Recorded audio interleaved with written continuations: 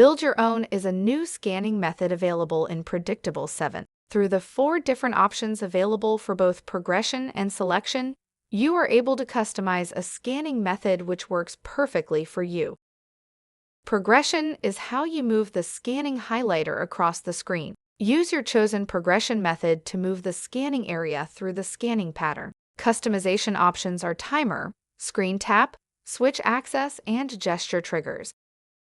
Selection is how you select the currently highlighted scanning area. Use your chosen selection method to select into the next level of scanning options. Customization options available are timer, screen tap, switch access, and gesture triggers. Customization options. Timer.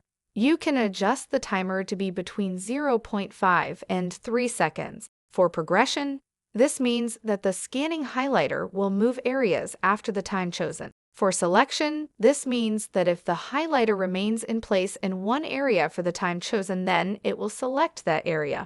Screen tap.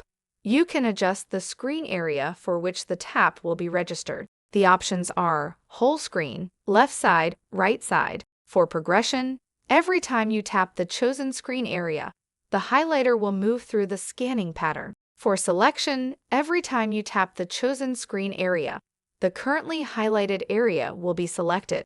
Switch access.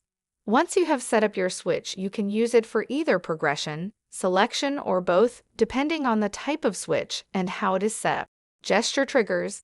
Choose from over 30 gestures and calibrate each one to your movements. For progression, the scanning highlighter will move through the scanning pattern as it registers the gesture. For selection, once the gesture is recognized, the currently highlighted area will be selected.